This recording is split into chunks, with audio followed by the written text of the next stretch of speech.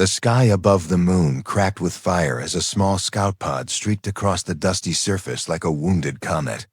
The pod spun wildly through the thin atmosphere before crashing into a jagged field of sharp black rocks.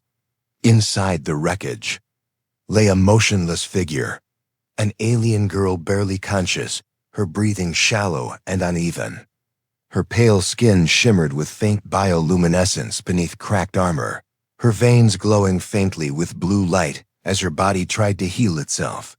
One of her arms hung limp while the other clutched at a deep gash along her ribs.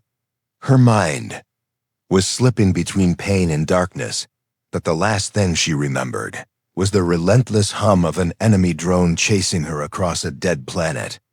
Her species had been hunted for years, ever since their alliance had broken down and war had begun, and now she was alone with no signal. No weapons, no backup, and worst of all, no hope. She stirred slightly as a shadow moved through the dust and ash beyond the wreckage. A figure was approaching. Her heart pounded faster, and her eyes opened just enough to see what was coming. A human. Tall and silent, his figure slowly became clear through the haze. He wore heavy boots, weathered clothes patched together from old uniforms, and a breathing mask over his face. His eyes, sharp and watchful, scanned the wreck before landing on her. Her pulse spiked. She had heard stories about humans. Ruthless, unpredictable, cruel. Her people had feared them ever since the first encounters.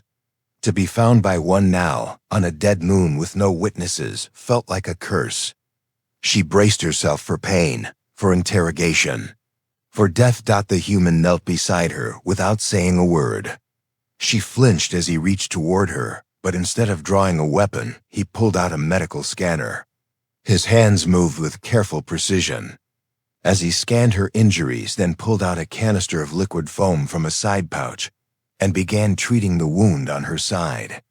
The foam hissed softly as it spread over her skin, sealing the open cut and cooling the inflamed tissue. She gasped in confusion. No one had ever touched her like that before. Not during war. Not during capture. Not even among her own kind. Her mind raced to make sense of this. Why was a human helping her? He worked quickly without speaking, his eyes focused and calm. When she tried to lift her arm in protest, he gently pushed it back down. She didn't know why, but she stopped resisting. Something in the way he moved told her he didn't mean harm. Or maybe she was too weak to fight. Either way, she let him continue. After treating her wounds, he pulled out a canister of water and offered it to her. She stared at it, unsure if it was a trick. But her thirst overpowered her doubt. She drank slowly, her gaze never leaving his face. The human pointed toward the horizon, where a small shelter sat barely visible among the rocks. It was made from scavenged parts, old ship plating, and heat panels. A patchwork of survival. He gestured as if asking for permission to carry her there. She didn't answer, couldn't answer. Her body was too broken and her voice too weak. So he scooped her up with a gentle firmness and began walking. She expected roughness, but his grip was careful and warm. The wind howled around them, carrying tiny shards of dust that sliced through the air like needles. But the human moved steadily, shielding her face with his arm and leaning into the wind like he had done it 1,000 times. She felt her head rest against his chest as he carried her, and for a brief moment, the pain in her body dulled and the fear in her mind quieted. Inside the shelter, the air was warmer, filtered through old life support modules that hummed faintly in the corner. The floor was rough but dry. The lights were dim but steady. He laid her down on a padded surface made of salvaged seats and covered her with a thick thermal blanket. The human moved around the space with practiced rhythm, checking his supplies, boiling water, adjusting the heat vents. He didn't speak, but somehow that made her feel less threatened. Words could be weapons, too. Silence felt safer.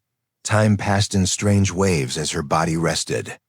She drifted between sleep and wakefulness, sometimes catching glimpses of him sitting nearby, sometimes seeing him working on something quietly at the far side of the shelter. Once she woke up to the smell of food and found a small bowl placed beside her. It was some kind of stew, basic and nutrient-rich. She didn't recognize the ingredients, but it smelled warm and real. She ate slowly, every movement a reminder of her healing body. Every now and then, their eyes met. She tried to read him, to find the edge where kindness ended and cruelty began. But she couldn't see it. He was unreadable, not cold, not friendly, just steady like stone beneath running water. She didn't know what to think. Her training told her to stay alert, to expect betrayal. But her instincts whispered something else now. Maybe not all humans were the same. Maybe the stories weren't the whole truth. When she finally found the strength to speak, she asked him his name. He answered simply Tom. No long explanation, no questions in return. Just Tom, she wanted to ask more, but her voice was still fragile and her mind too tired to shape more words. He seemed to understand and didn't push her. Instead, he checked her bandages once more, then dimmed the lights and let her rest. As she closed her eyes again, she thought about everything that had happened since the crash.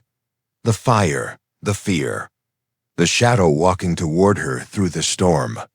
She had expected pain, but this human gave her something else. Something she didn't even know she had been longing for. A moment of peace. A breath of safety. And for the first time in her life, the image of a human didn't bring terror to her mind. It brought something different. A question. A flicker of curiosity. A quiet wondering if perhaps the stories had been wrong. And with that thought, she drifted into sleep, carried by a warmth she didn't understand but no longer wanted to fight. Inside the dim shelter, the air was quiet, like the world had been paused, just for her survival machines humming faintly in the background as a reminder that life still moved even in forgotten corners of space. She opened her eyes slowly, her body feeling strange, not because of pain, but because the pain had faded. It had been so long since she remembered what stillness felt like, without aching joints, without burning wounds, without the weight of fear pressing against her chest. The blanket covering her was worn but warm. Her hand reached up to feel the bandages wrapped around her side, firm and clean. Her breathing had steadied. Her body was mending, and she could sense it. Her species healed differently, more slowly after trauma, more cautiously, but now her body accepted the aid. It had been given. Strange materials used by the human were unknown to her kind. Yet somehow they worked, and deep within her, a quiet realization stirred. The human had saved her, not because he had to. Not because of obligation or reward, but simply because she had been hurt, and that was enough for him. She turned her head slowly and saw him across the small space, seated on a crate. His eyes half closed but alert. A faint light cast gentle shadows across his face. He didn't look like the warriors she had seen in archives, not the brutal conquerors described in stories. He looked tired but calm, a man living simply in the ruins of a galaxy that had moved on from its battles. She watched him for a while, unsure whether to speak, unsure if words could even carry the thoughts swirling in her mind. Her people had been raised with caution, taught never to trust, taught that peace was a lie meant to weaken the strong, and that humans were masters of that lie. But here was a man who had said nothing, offered no promises or clever traps, only warmth, only silence, only help. He noticed her gaze and offered a small nod, not a smile, not a greeting, just an acknowledgement that she was awake and present. She wanted to ask why he was here on this dead moon, so far from civilization, so far from everything, but her voice caught in her throat. So instead, she simply met his gaze and held it, and in that long moment, something passed between them, not words, not ideas, but the first fragile thread of trust. He stood slowly, moving toward a small makeshift counter where a heating unit was humming softly. He stirred something inside a dented pot and poured the contents into a metal bowl. The scent reached her before the steam did. Warm, earthy, simple food meant for survival, not for pleasure, but comforting all the same. He placed the bowl beside her along with a utensil and stepped back without speaking. She hesitated, looking at the food, then at him. And when he didn't move or insist, she reached forward and took the first bite. The taste was plain, but it filled her with an odd sense of safety. Something inside her began to loosen, something old, something that had been held tightly for two. Long she finished the meal, slowly savoring each moment of peace later. She tried to sit up, pain flickered across her chest, but it was manageable. Her strength was returning. She glanced at him again, this time not with fear, but with curiosity. She asked him in a quiet voice how long she had been unconscious, and he answered just 2 cycles. She asked if anyone else was nearby. He shook his head and said it was only him, that he had been living here alone for some time, now collecting scraps and repairing old systems. His answers were short, never dismissive, never angry, just simple, like a man who had spoken too little for too long. She asked why he helped her, and for the first time, she saw something flicker in his eyes, something deep and distant. He said, "Because you were hurt, and no one deserves to die alone in pain, not even those who were once enemies," and she didn't know what to say to that. Word enemy felt like a weight in the air, heavy with history. But here in this quiet shelter, that word began to feel out of place. Her body was healing, her mind still cautious, but something deeper, something instinctual was shifting. She watched the way he moved, the way he took care of his equipment, the way he gave her space, and yet remained close enough to help if needed. She began to see him not as a figure of danger, but as a person, someone shaped by the same galaxy of war and silence. Showed her where the water was, how the filter worked, how to heat the blankets if the temperature dropped too low. He even brought her a small device that translated her language better, so she didn't have to struggle with broken words. She thanked him quietly, and he just nodded again. No praise, no pride, just presence. At night, when she lay under the blanket listening to the quiet sounds of the shelter, she thought of her people, of what they would say if they saw her now receiving kindness from a human. She wondered if they would call her weak or lost, or perhaps worse. She wondered if she even cared what they would say, because here in this small hidden place, she had found something more valuable than any war trophy. She had found peace, and though she hadn't yet said it out loud, a part of her had already decided that she would no longer judge this man by the stories of others, because stories could lie and wounds could heal, and sometimes silence held more truth than 1,000 words. She closed her eyes and let herself rest, not because she had to, not because her body demanded it, but because for the first time she felt like she could, and somewhere in the quiet she felt something begin to bloom inside her. Not quite hope, not yet, but something close to it, something that felt like the very beginning of understanding. The days passed slowly. Beneath the dull gray sky of the forgotten moon, where time moved like dust carried on the quiet wind, the alien girl found herself walking again. Though her steps were small and unsure, her body was rebuilding itself day by day, and each breath she took in that little shelter felt less like survival and more like life beginning to return. The human named Tom remained as steady as before, saying little but always aware of her presence, offering help without pushing her, listening without judging, and watching the horizon like it was the only thing that had never betrayed him. One morning she sat near the edge of the shelter, where the sun barely touched the rocks and the cold air crept in around her feet. She watched the endless fields of broken stone and metal, while the silence of space wrapped around them, both in a silence so deep her thoughts began to speak louder than her voice ever could. She did not know why, but on that day she felt ready to speak, not about small things, not about food or weather, but about what she had carried for too long and what had shaped her before she had ever met this quiet man. She told him her name first, soft and unsure, as if the syllables had grown unfamiliar to her, and when he nodded slowly, she felt something release inside her, like a locked door opening without force. Then she spoke about her home, not the name of her world, but the feeling of it, the glowing trees, the violet rivers, the way children learned to listen to the sky before they learned to speak. She told him how all of it had changed, how the war had come with fire and thunder, and voices screaming through metal and light. She told him how her people had trusted the stars and were betrayed by them, how they had trusted alliances that were torn apart when fear grew louder than reason. She told him how her brother had vanished during the first assault, how her mother had stood silent at the window for days, never speaking again, and how every story she heard afterward was filled with images of humans with fire in their eyes and weapons in their hands. How the elders said that humans did not feel pain like others, that they did not understand sorrow, that they only knew how to take and destroy and leave ash behind as.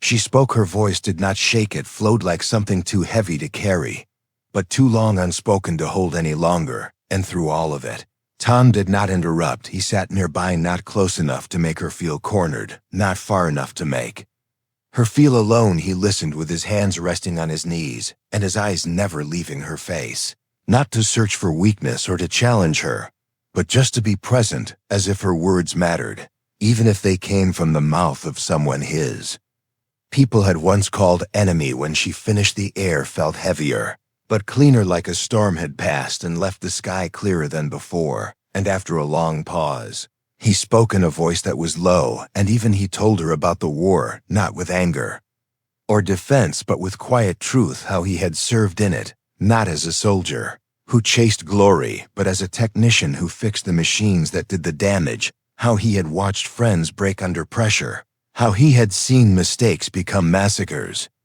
and how orders sometimes crushed the hearts of those who gave them and those who followed. He said he had left before the end, not because he was brave, but because he had nothing left to follow, and nowhere to go, and that this moon became his place. Because no one searched for meaning in the shadows of old battles, she listened to his story and saw in his face not pride, but weariness, not guilt, but acceptance, and something in his voice made her believe that he was not trying to erase the past, but simply live with it in peace. As the sun dipped low behind the jagged hills, a sudden vibration passed through the floor of the shelter. A low humming rising in the distance. She stood alert, her senses sharpened, and Tom moved quickly to the nearest scanner, his expression tightening as he read the signal approaching fast from the upper sky.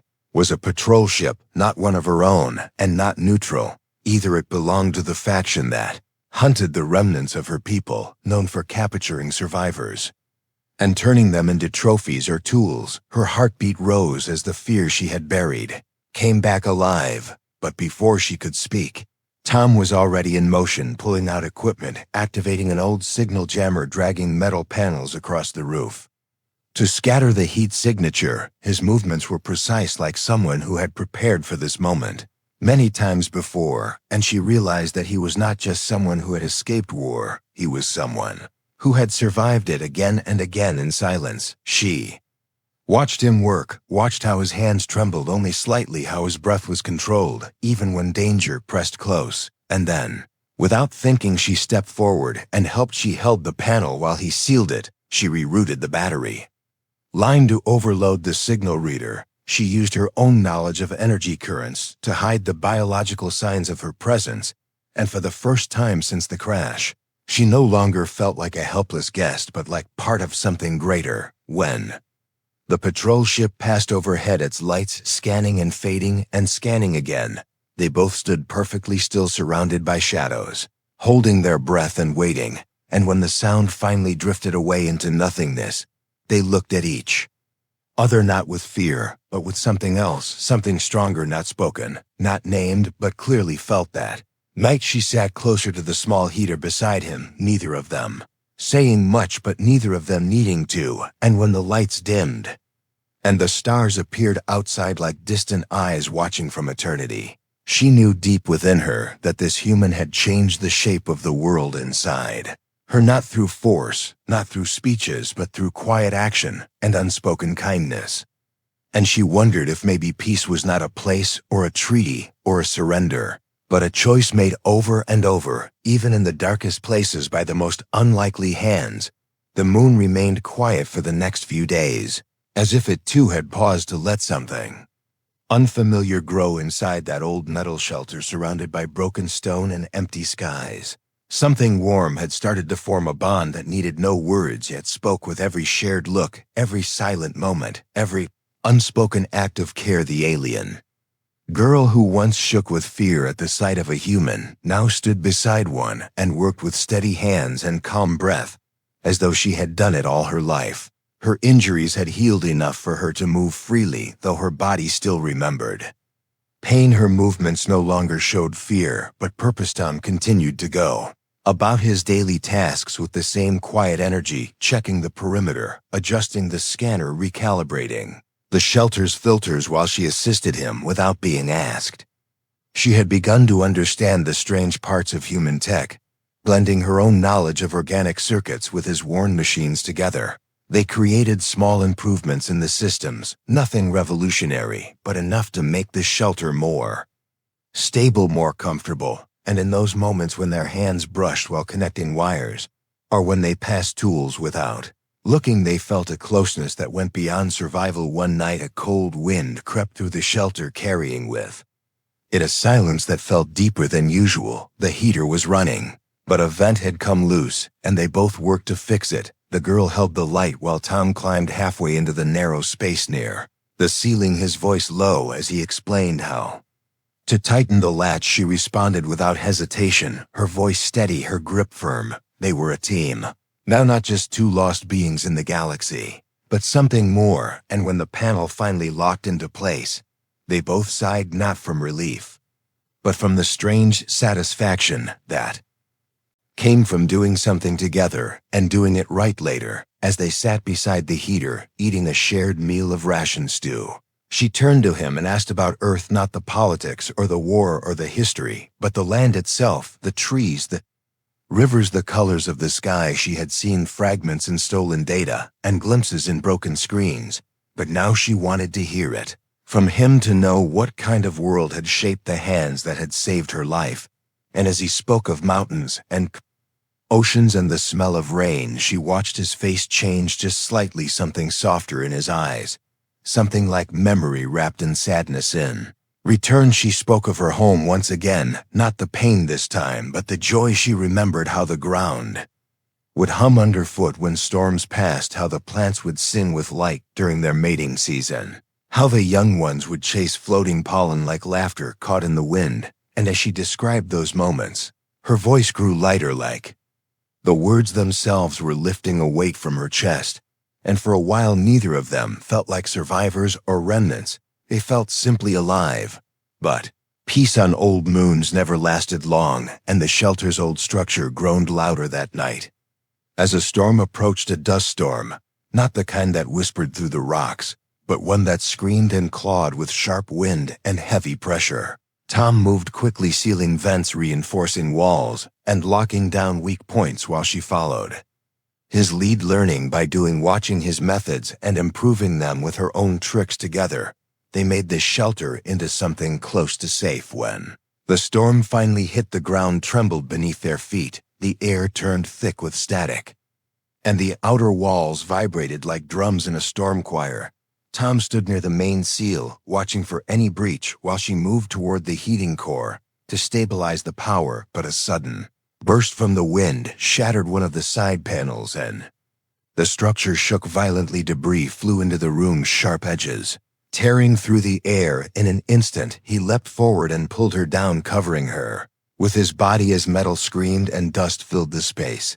She could feel the weight of him over her, not crushing, but protecting. His arms braced on either side his back, taking the blow of a falling pipe. And in that moment, something broke inside her, not out of fear, but from the realization that someone would risk pain for her without hesitation. He did not pause or think or choose. He acted on instinct, and that instinct had been to shield her without caring for his own safety. When the storm calmed, they slowly stood, and she saw blood on his shoulder, a tear in his clothing, and pain in his face, but still he said nothing. He brushed off the dust, checked the damage, and tried to keep going.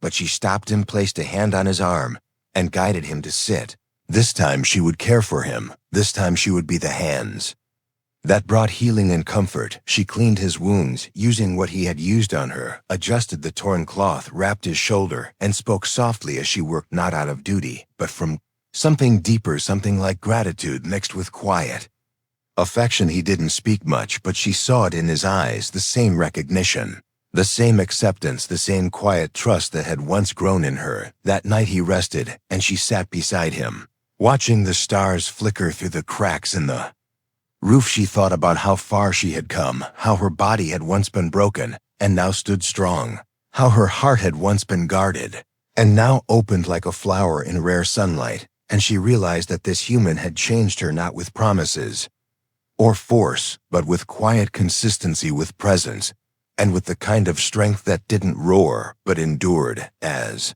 he slept, she whispered a thank you, not just for saving her, but for showing her that kindness could live even in the places where hope had died. She didn't know what the future would bring, or if they would ever leave this moon, but in this moment, in this shelter, under the stars, she felt no fear, no anger, no hate, only trust, and the strange calm that came when pain turned into something softer, when walls became bridges and strangers became something close to home.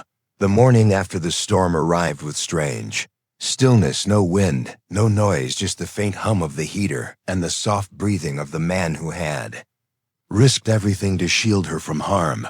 The shelter had survived, though one of the outer supports leaned slightly, and some systems had overloaded, but inside the walls, there was warmth, and inside their hearts, there was something deeper than silence, something unspoken, but understood. She watched him sleeping, his face pale from pain but peaceful, his body tired but steady, and she felt a quiet ache rise inside her, not of sadness or worry, but of connection, a feeling so rare, so gentle.